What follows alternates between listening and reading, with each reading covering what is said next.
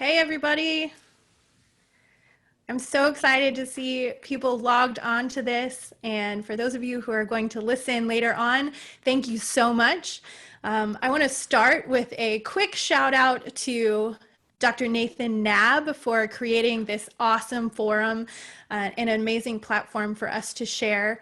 And so I'll let some more people log on, but feel free to use your reactions to give Dr. Knabb a thumbs up or a clapping emoji for creating just an awesome platform for us.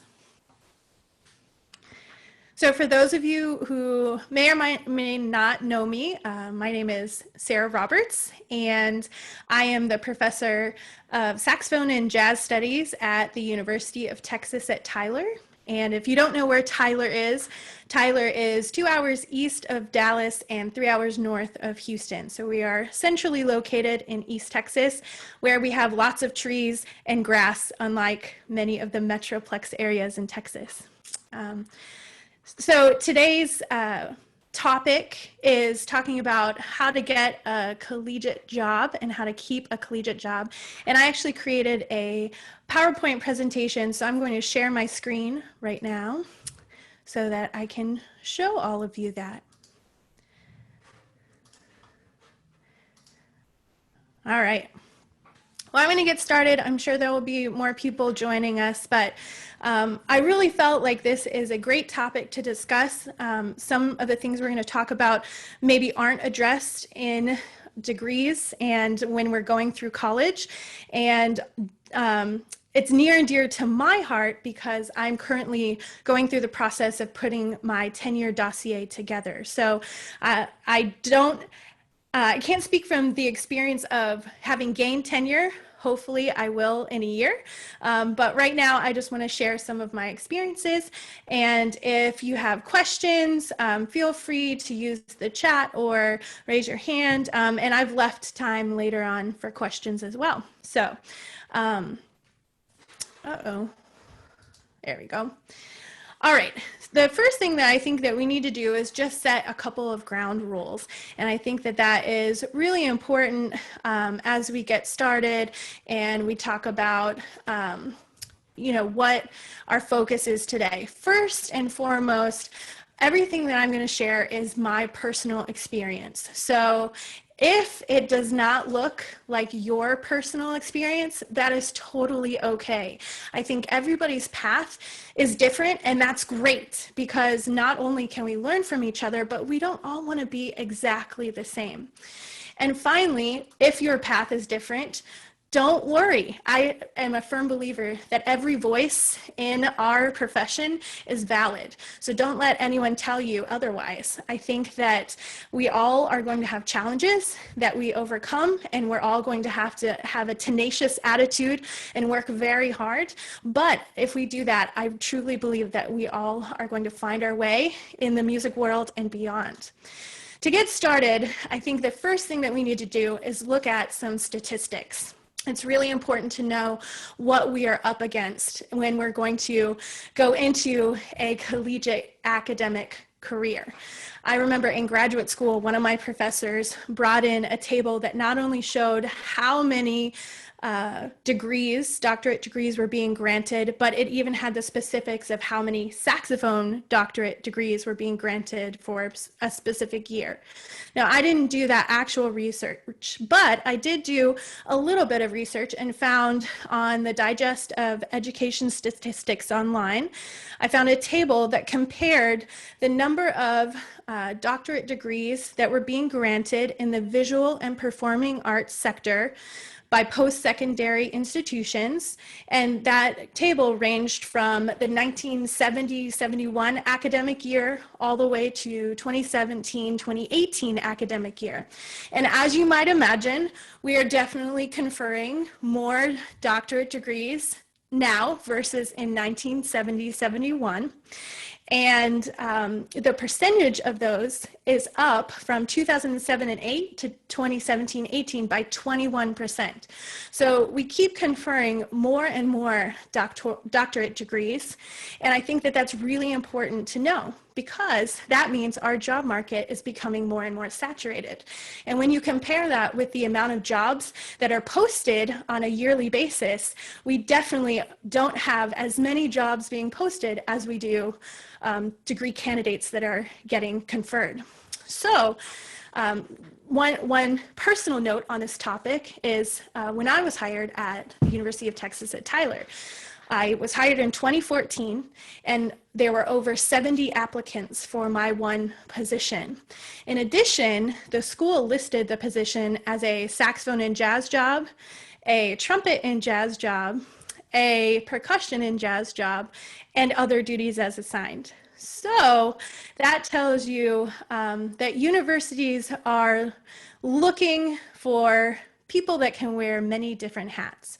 And we're going to get into what types of universities are looking for those different hats and what those jobs might look like. So, knowing that background, the big question is, how do we prepare to be competitive to get an academic job and to survive the job market that seems to be becoming more and more saturated with every year? One of the things that I always tell my students is to build their toolbox. I think that every toolbox is different, and you're going to take tools out and replace them with new tools as you grow and change, not only through your academic studies, but also through your career. I also think that it's important to consider the types of tools that you're going to need based on what you're going to be working on. So, are you going to carry around a tiny toolbox in your trunk that will only change a tire? Or are you going to have one of those huge toolboxes that you find in a garage that can fix any problem with a car? So, there are 3 questions that I think we need to consider when we are trying to build our toolbox. The first one is, what are your unique skills? What are the things that make you, the musician and teacher and eventual researcher, what are those things that make you you? So for me, that was obviously saxophone. I had an interest in classical and jazz. I'm also a pianist as well. I love doubling. So those were some toolbox items that while I was in school, I worked on putting in my toolbox. The second question is, what are you truly passionate about? There are many things that you can do, but in my opinion, if you aren't truly passionate about them, then you won't be as successful. So where do your interests lie? What are you passionate about?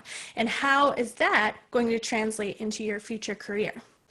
And finally, the third question, how are you going to stand out from the rest? What are you going to do that is unique and different from every other applicant?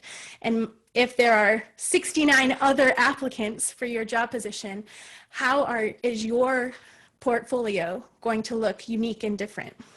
So throughout your own academic studies, it's important to constantly be revising and editing the answers to these questions. You're going to take away tools, you're going to add tools.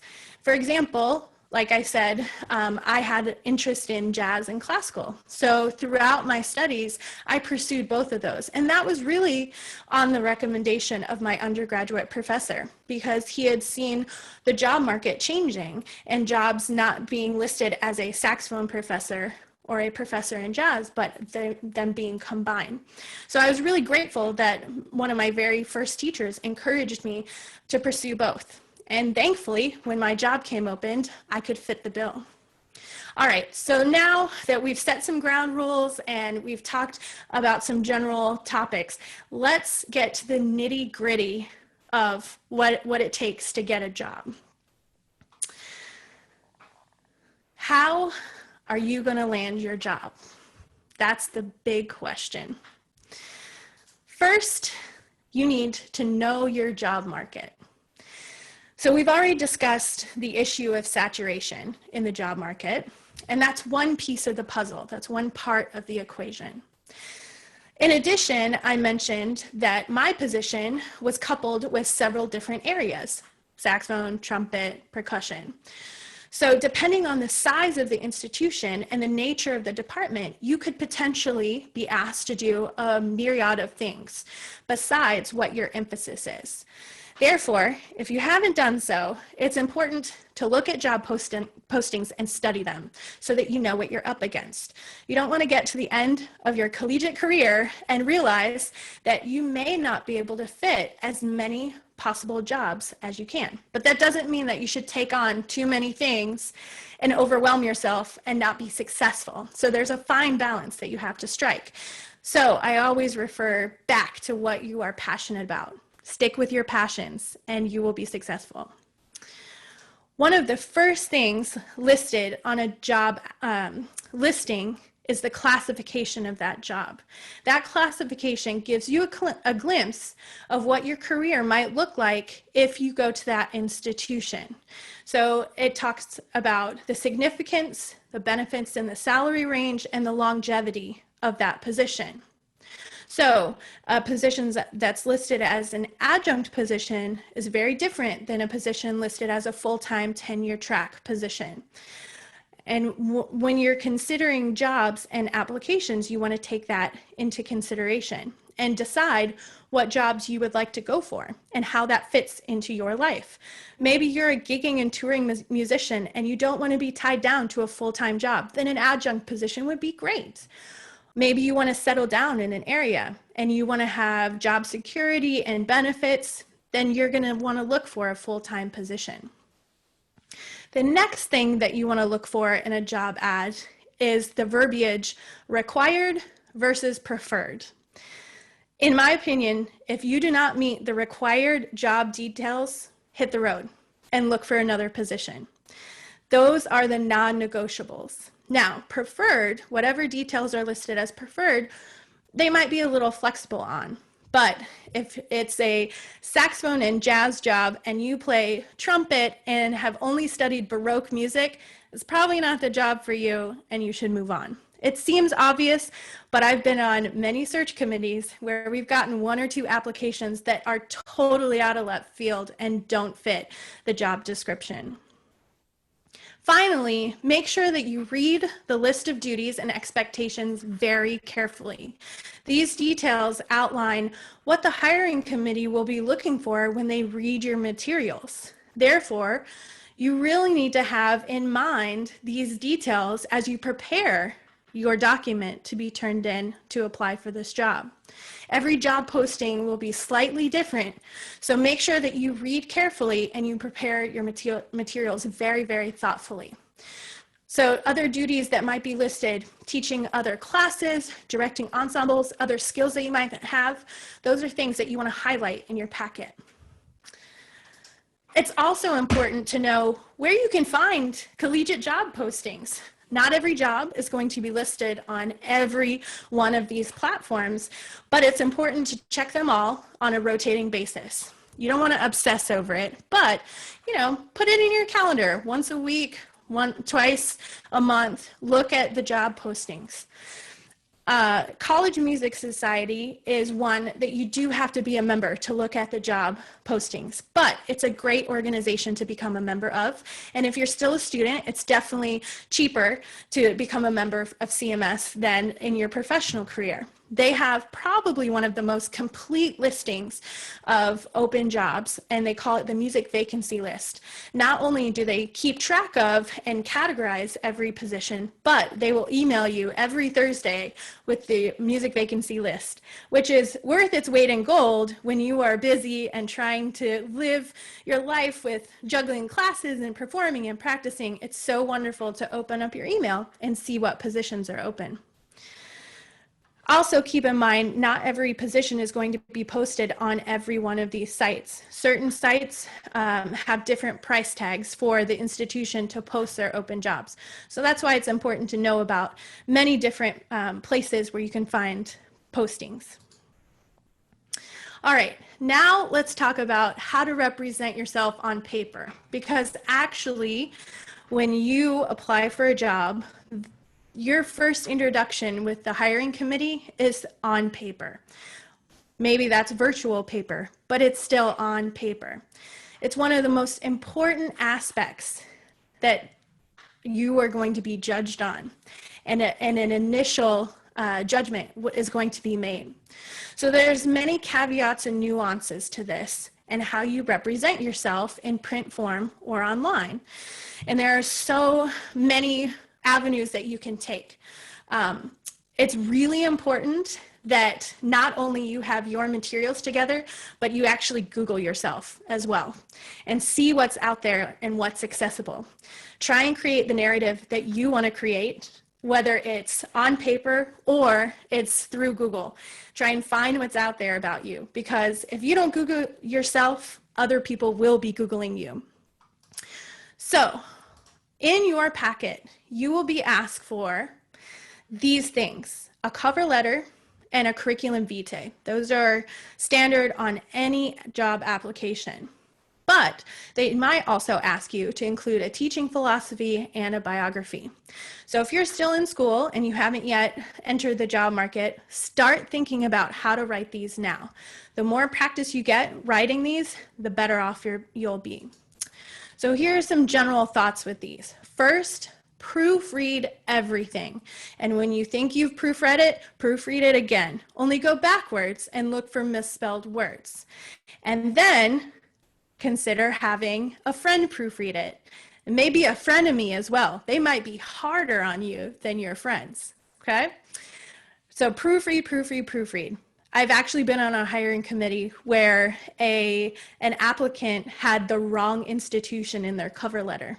So they had just like copied and pasted from one job to the next. Don't be that person. There's nothing that will get you taken out of the pool faster than putting the wrong institution in your cover letter.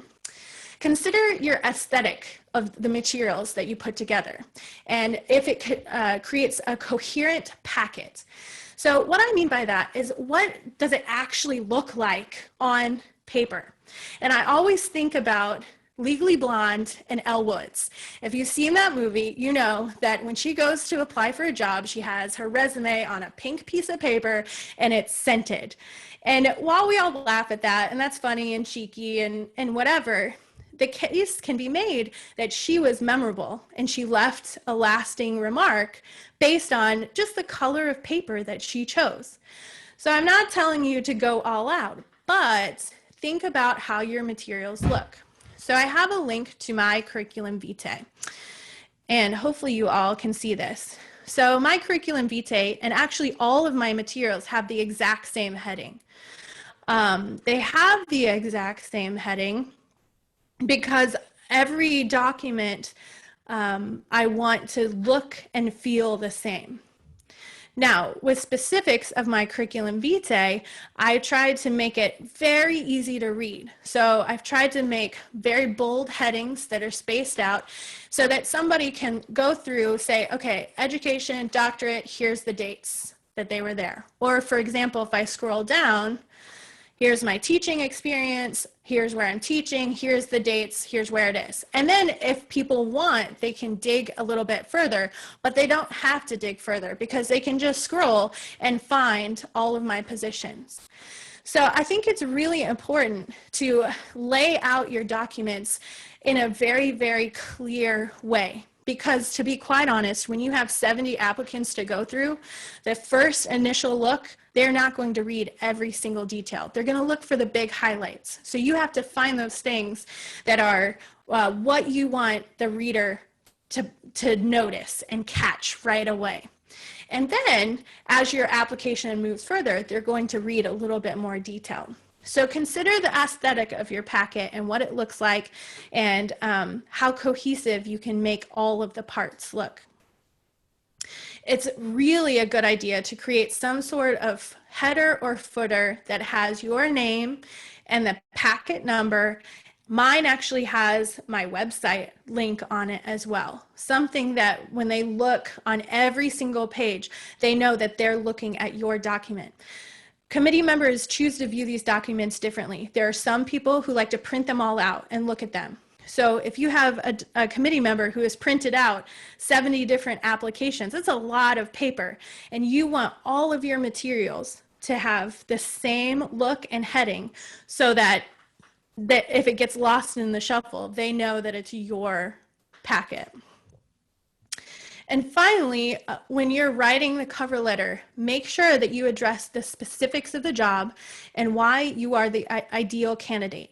So if the specifics of the job are teaching saxophone, directing a jazz ensemble, and teaching music theory, you can talk about your amazing advertising skills, but if you spend the entire document talking about your love for advertising and your, wonderful social media skills, you're not addressing what the job description really is, and you are not probably going to be put in the pile to move on to the next step. So make sure that you look at that cover letter and you look at that job description and pick out the details from what you can do that fit what the job description are, or what the job description is. And I showed you this earlier, but make your CV extremely easy to read. Clear headings, clear dates, try and line things up. I've seen a lot of different formats on CVs, and there's no right answer except clarity. Clarity is the best answer. All right, so that's representing yourself on paper. Now, jobs will also ask for recordings because we are musicians. So you will typically be asked for links to recordings. Now, when I first started going into the job market, you could submit a CD, or you could submit like a Dropbox folder with links to maybe SoundCloud or something like that. Now, for the most part, it's pretty much YouTube links or some sort of video. So if you haven't done so, invest in a great way to record yourself. And I think this is probably pretty common. I know when I first started school, I remember buying a mini disc player that was really, really expensive, and it recorded on what looked like a floppy drive. I still have those, and I haven't even transferred them to anything. But now it's so easy. So I have this really cool Shure microphone that plugs in to the end of your phone or iPad. It was $150, and it makes great recordings. It comes with an app that you download, and there's a video app and an audio app. The audio app allows you to change some things. The video app records in 1080p.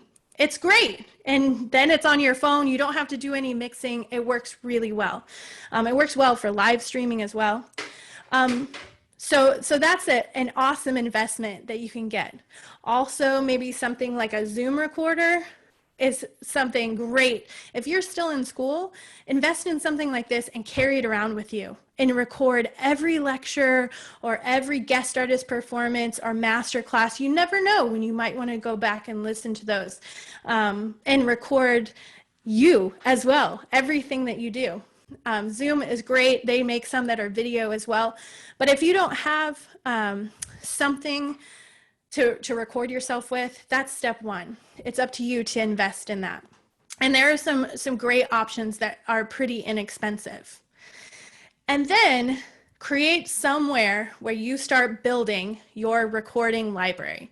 Maybe it's you getting a SoundCloud account and just putting all your audio files up there. Maybe it's you making a YouTube channel.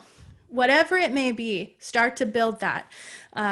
There's nothing worse than it being the day before a job application is due and you're trying to find all of this and put it together. It's really stressful, and quite frankly, it won't be your best work if you wait till the very last minute. So build it now. And if you go do a performance or you go play a gig or you go sit in somewhere, record it. You never know what you might get, and it might be something that you could submit later on. I am a firm believer that in addition to building your website, building a YouTube channel is a really, really important thing to have. And if you don't like your videos and you don't want people to see them, just put them as unlisted, and then you can share the ones that you want and make those listed. All right. So that's recordings. Now let's talk about recommenders.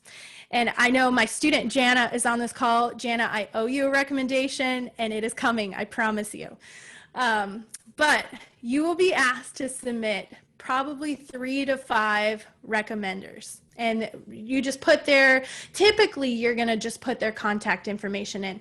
Now, they might ask for letters as well. And so there's 2 schools of thought. One school of thought is you can just ask people for a generic letter that you can keep in your portfolio.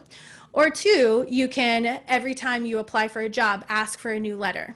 I think either is fine, and I think maybe it might be up to your recommender which they prefer. So as you're going through school, find those professors and those people that you're working with. It doesn't always have to be a professor. It could be somebody in the community that you're working with, and ask what they prefer. If they would mind, if you put them on your recommender list, and if they would write you a letter, and just see where the conversation goes from there.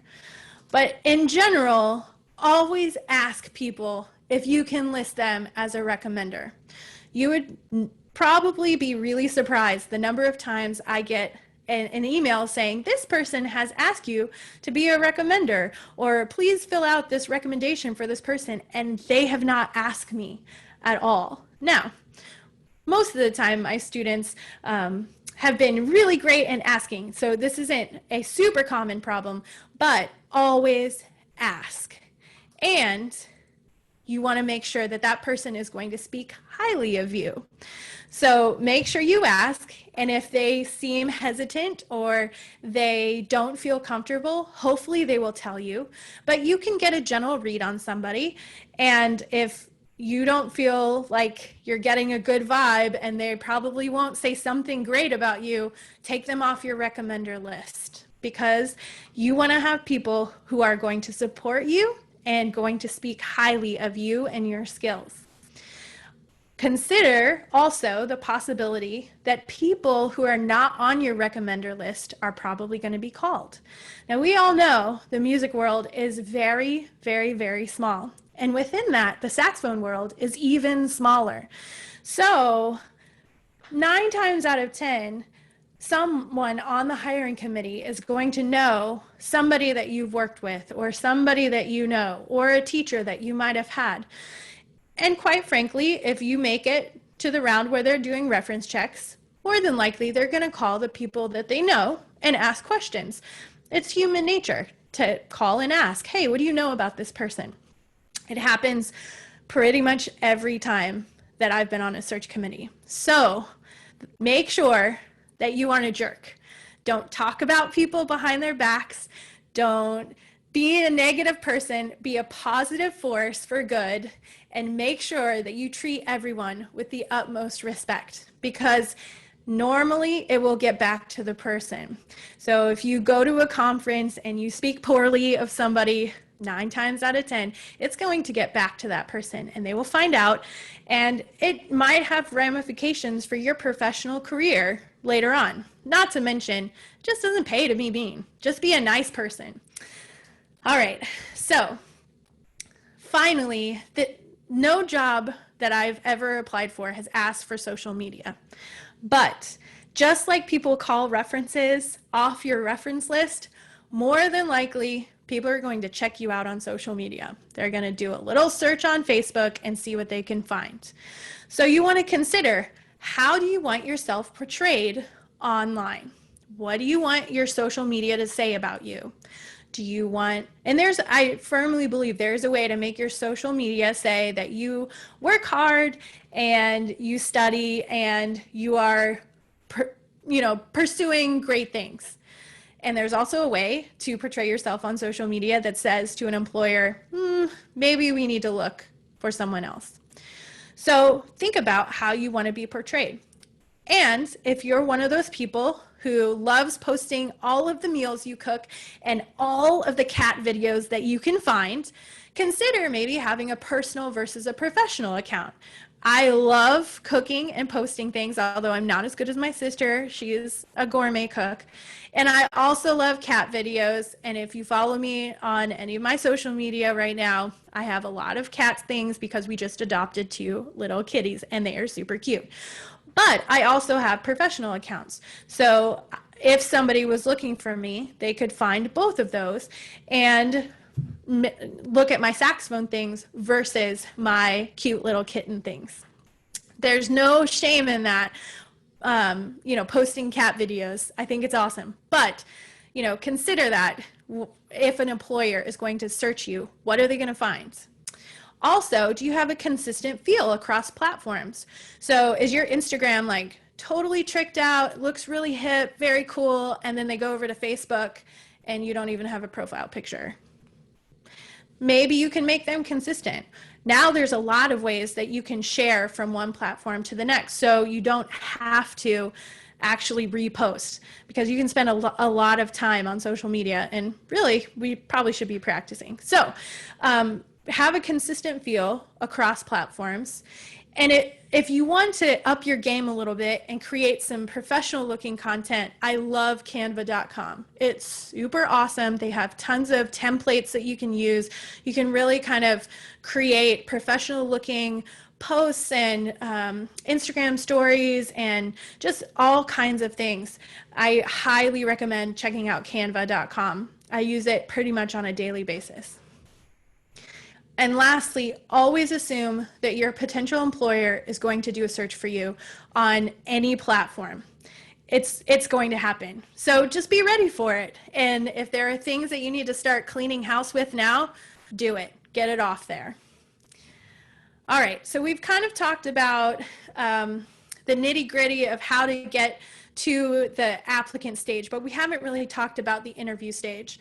All I will say about that is there is an art to good interviewing, and you should practice it. Practice it with people you know who have gone through interviews. Ask your professors what questions might be asked, and really kind of study that, because you want to be prepared. But we're going to skip ahead now, and we're going to go to that point where you have landed the job. You got through the interview process, and now you have your tenure track position. Now what? What do we do? The first thing that I will say, and this is a really important thing to consider, is your tenure track starts from day one. The first day that you walk on campus, that's when your tenure track starts. And when it starts, the biggest thing that you have to do is document everything. Everything you do, everything your students do, document it, because you will need it at some point. Seriously, document every little thing. It's so important to keep up with your documents and to make sure that you have them updated. There's nothing worse than having to recreate everything that you've done within a school year, because you are going to be asked to do that. And there's nothing worse than not being organized when it comes to your tenure packet, which is 5 years down the road. You don't want to be recreating all of this materials. So document, document, document. My other piece of advice is find a mentor. Find somebody on campus who has gone through the tenure process. It can be someone in your department, or it can be somebody that you meet on a committee, or you feel comfortable with. But find somebody that can be a resource for you, because that can be extremely helpful as you start to think about how your tenure dossier is going to come together. Now, a lot of colleges even offer a mentorship program, but if they don't, feel free to ask, because I know people, just in my experience, people who have gone through the tenure process have no problem helping out people who are going through the tenure process. So what is the tenure process? Well, you are essentially being evaluated on these categories: your teaching, your research, scholarship, and creative activity, your service, and your collegiality. So most colleges, actually all colleges, are required to have a handbook of operating procedures, or affectionately known as the HOP. So this verbiage is taken from our UT Tyler Handbook of Operating Procedures. And here's what it says about being appointed to associate professor with tenure, and that is the rank that receives tenure. Appointment or promotion to the rank of associate professor is recognition that the faculty member has a clearly defined record of strong teaching and research, scholarship, creative activity, a commitment to continued growth in both activities, and a commitment to responsible and conscientious participation in service activities and demonstrated collegiality. A strong record of achievement in teaching and scholarships, research, and creative activity requires evidence. That's that documentation. Evidence of strong research, scholarship, creative activity is documented not only through peer-reviewed publications, professional presentations, exhibits, performances, etc., but also through input of colleagues in the department, as well as peer recognition of the candidate's reputation by independent scholars outside of the university. Makes me tired just reading that. But if you think about it, this is what we do on a daily basis. We're constantly teaching our students, right? We are performing and researching and being interested in maybe certain compositions or composer, or maybe we're interested in getting new music written. That's creative activity, that's scholarship. And we want to present it at NASA, maybe we want to present it at CMS, we want to present at all different conferences. That's how we document that. And our service is on our campus community. Maybe it's serving on various committees, or maybe it's within your community with local band directors, things like that. These are things that you're going to do just because it's the nature of the job. So it seems like we have to recreate new things, and maybe we can't take our teaching and put it into these categories, but we can. So you are going to take these categories, and they're going to live with you as you turn in your annual reviews. So your annual reviews, you're going to talk about your teaching. What creative activity and scholarship and research have you done? What service have you done? And those happen every year at the end of the year. Then after the end, or during your third year, you are going to put together a third-year review. And that third-year review, same idea. You're going to put together all of these categories for the last 3 years and turn them in. And they're going to go to your department chair and to your dean. And it's really important with your annual reviews and your third-year review that you make sure to read the feedback and take it into consideration. If you don't, when you turn in your tenure dossier during the fall of your 6th year, and you haven't taken any of those suggestions to heart, you're probably going to have an issue when you get tenure.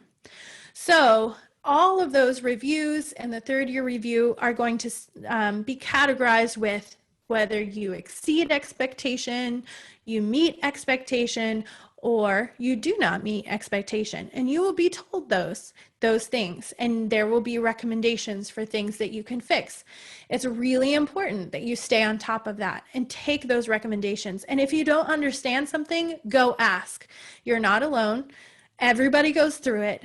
Ask your peers, ask your supervisors, ask people that will be on your tenure committee if you know any. Ask them for assistance, and they will help you. So, the tenure process.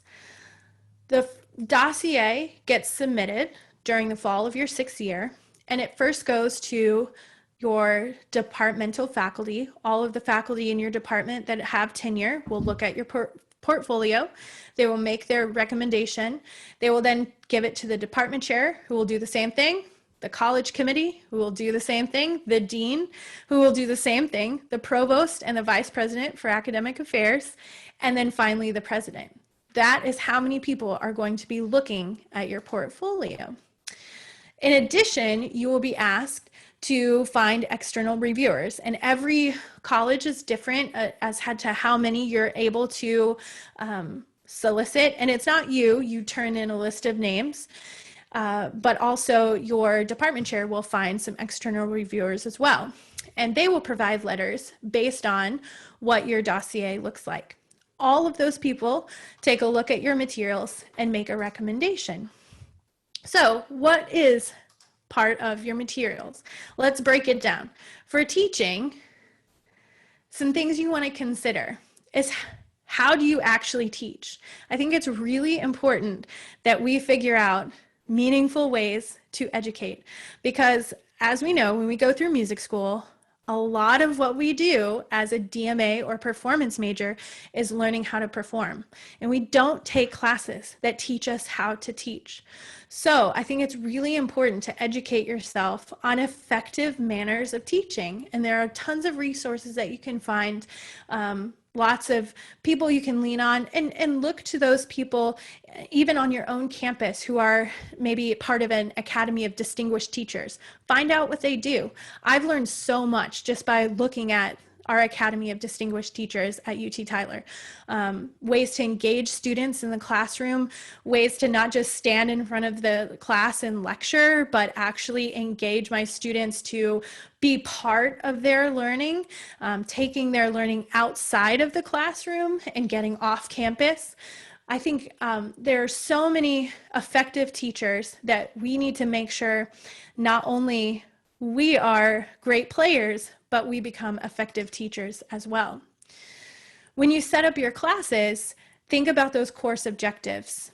Those are so important. I know when I first started writing a syllabus, my course objectives, I really didn't know what to put. I hadn't put a lot of thought into them.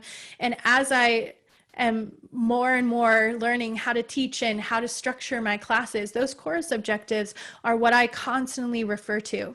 And throughout my 16 weeks of the semester, every lesson or every class, I'm trying to adhere to those course objectives and make sure that I'm providing those objectives within all of my activities and my lectures. So those are really, really important. Also, don't be afraid to change and adapt when you're setting up your classes. If one semester something didn't work, don't be afraid to change it. A quick example, and any of my students who are on this call will know, one semester I really wanted students to submit online practice journals through Canvas. Canvas is our platform that we have at UT Tyler, and I thought it would be super great. We could check in, they could put any questions that they might have while they're practicing, and it completely failed. It was a miserable example of what not to do. It was terrible. And my students hated every minute of it. They copied and pasted.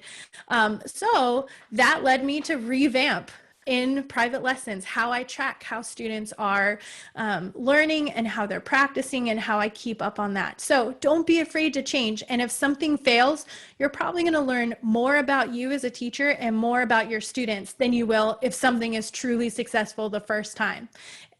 Honestly, in your tenure portfolio, if you can show that you failed and then you rose above and changed, that's going to do more for you. Also, what creativity can you bring into your teaching?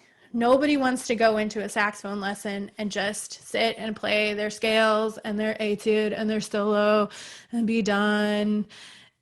What creativity do you have? Maybe you do group lessons for a semester, or maybe you have people observe, or maybe you have the students teach other students.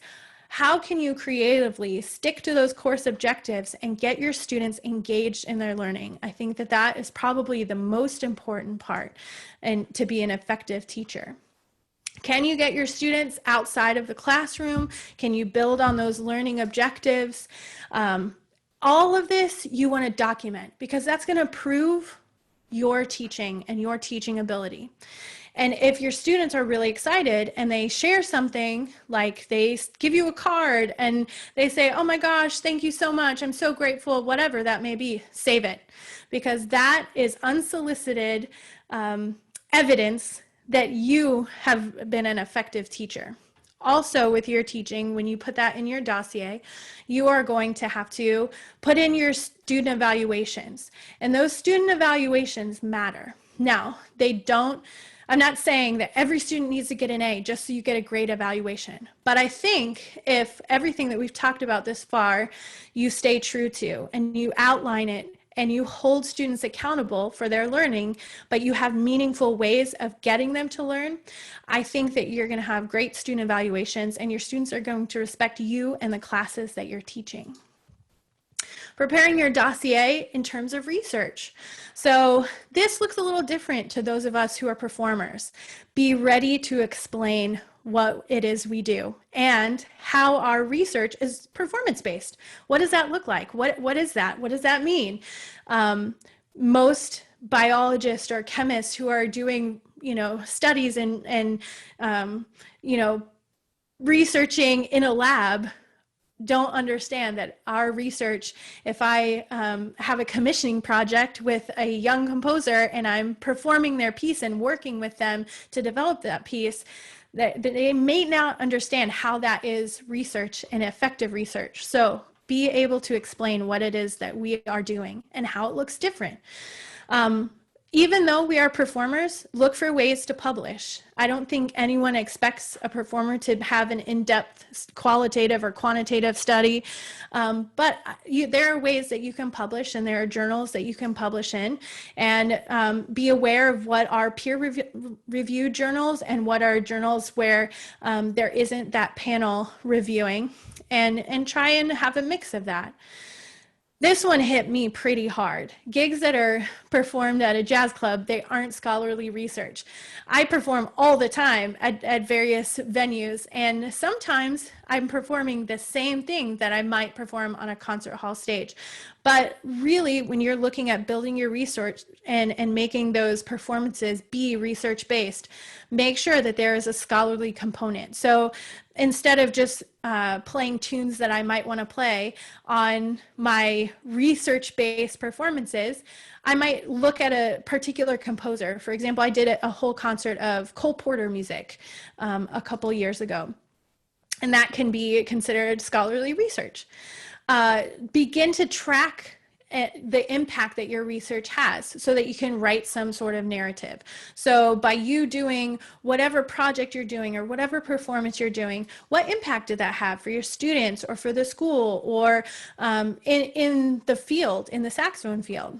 Consider all the different types of conferences that you might present at, TMEA, CMS, NASA, and consider all the different levels that you have as well. So from the time that you first start your job to the time you turn in your tenure dossier, you want to grow and maybe move from regional or state level conventions to national or international conventions as well.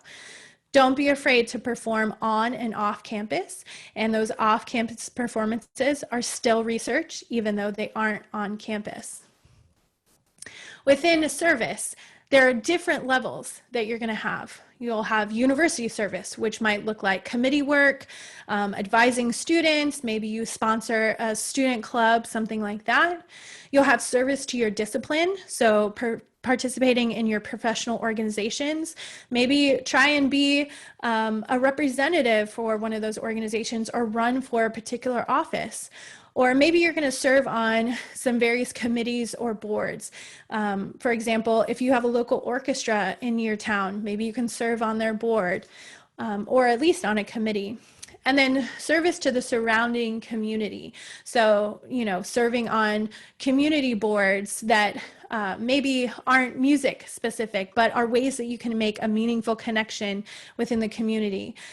Maybe you're connecting with your directors in your area, offering clinics, things like that.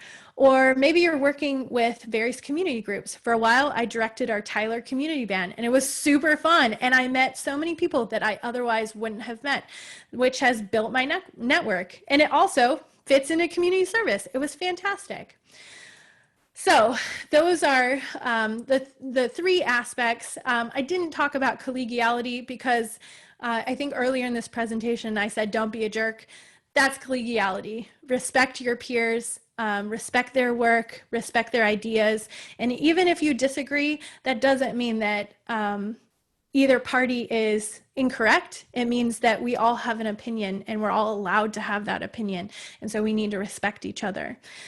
So some final thoughts on putting your dossier together. You are earning tenure with everything that you do. Tenure, you don't want to go into it, oh, I hope I get tenure. You want to think about how can you earn tenure and what activities are going to get you there. Keep track of your dates and deadlines. Know when things have to be turned in, and make sure that you write them down and set reminders in your phone and do whatever you have to do to keep those dates in your mind. Your dossier will probably be submitted digitally, so make sure that you know the preferred format and you know how things are accepted. And take advantage of any tenure training that might be offered at your institution. A lot of institutions will have on a regular basis training for those going up for tenure. Try and be dependable and be visible. Respond to emails, both from people on campus and off campus. Make sure that you meet people on your campus so that when your dossier comes through, people can say, oh yeah, that's the saxophone chick, right? Sorry, that's from my own experience. And make sure that you're out there recruiting and then recruiting some more. Nothing speaks volumes about your teaching and what you're doing for your department other than recruiting and getting students engaged with the department. And finally, my piece of advice, be positive. Have a positive attitude and try not to think of tenure as a negative thing. And that will reflect in your packet and what you turn in. So at this point, I know we probably only have a little bit of time, but are there any questions that anybody might have?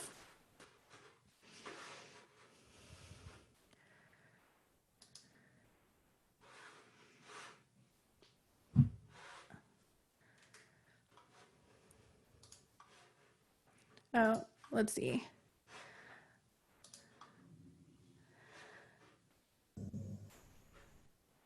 Any questions? If not, I have a couple final thoughts. I don't have a question, but it's really good to see you. Hi, Cody. It's great to see you too. Aw. Oh, here's one in the chat. Okay. When you mentioned keeping track of what you do, what exactly do you mean and where would you do it? Like Word or Excel? Okay, that's a great question. For me, everything is housed in my computer and I just have folders labeled different things. So I have a folder that's labeled performances and I list all my programs and save them in there, or, scanned in programs or things like that. Or, for teaching, I break it down into semesters and I put my syllabi in there. I put, maybe what activities we did. So it's all stored on my computer. I back it up in Dropbox too, in case something goes wrong. But, it's all folders, Word documents, lists of things. You can do Excel as well. Whatever platform you really enjoy using, you could do Google Drive as well and keep all of that material. But that's a great question. It's basically about you just writing a lot of things. When you're in school, you have to write those long papers. Well, here you go. This is why, because you will use those writing skills later on in your job. Good question. Anybody else?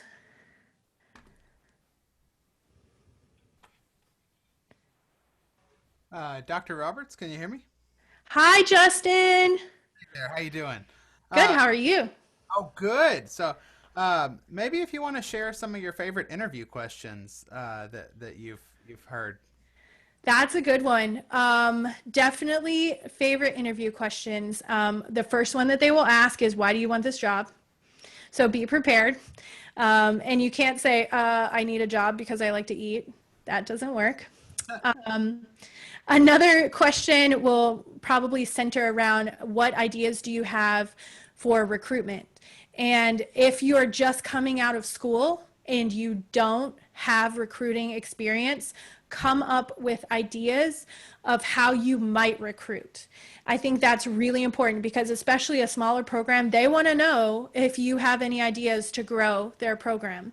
And while you may not have experience, you want to have 2 or 3 things that you can say to a committee. Here's what I want to start with. Here's what I want to do to get out there and recruit. And it could be, going and doing clinics. It could be having a saxophone day. It could be, making connections with area directors and offering to go do sectionals for their marching band or something like that.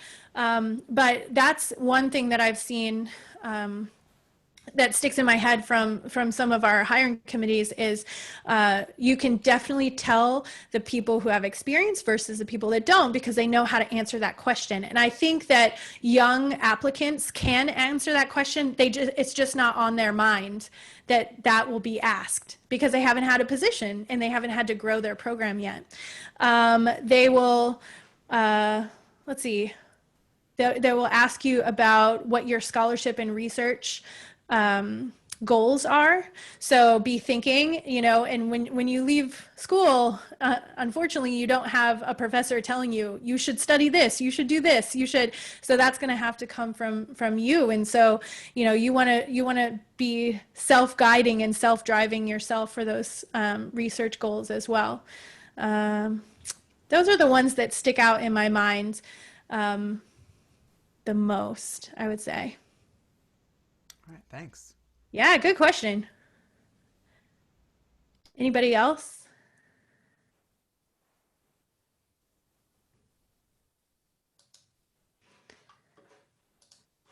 All right. Well, like I said, I just have a couple final thoughts that we can talk about really quick and close out this presentation. And again, I know I talked a lot and really fast. So if you want to get a hold of me, find me on my website or on UT Tyler's website. I would be more than happy to talk about any of this. But some other considerations that they don't tell you when you're in school. Your first, your second, maybe even your third job, it's not going to be your dream job. In that, it probably won't be just teaching saxophone and that's it. But every job that you have, you can learn something from it. You can build that toolbox and you can make a really positive impact with the environment that you're in. Other duties as assigned, those 4 magical words, will be really important to you. So that's why building your toolbox and having some things in your back pocket is super important so that you can fulfill those other duties as assigned. Maintenance versus progression on your instrument. So there will be periods of your life where you're practicing and it's just maintenance. There will be other times that you can actually progress. And it's very true. When you get out of school, you will never have as much practice time as you do while you're in school. So take advantage of that and really study hard. This is true for every facet and I think every career, but how do you discuss what you do to non-musicians? Be able to discuss what you're doing, what you're studying, what you're researching to people who don't understand music and the musical terms. That's really, really important, not just for tenure, but for people buying into your program. Achieving a work-life balance, and I'm the worst at this, and I know that people close to me can attest to this. I probably have a way more tip scale on work than I do a life balance, but find the things that you really enjoy that aren't related to work, because it's very easy, especially when you see tenure down the road, to say, I'm going to do this and this and this and this and this because it's all important for my tenure portfolio, and to not leave time for yourself. So leave time for yourself and the activities that you like to do, and don't feel guilty for it. You have to take care of yourself, because if you don't approach your job with a clear head and a balanced frame of mind, you aren't going to be as effective as you could be. So thank you guys so much for tuning in, and thank you for watching. And again, if you have any questions or anything that I can help you with, I would be more than happy. And it's really great to see all the people that I've met on this call. And if I haven't met you, just shoot me a line and connect. Thank you.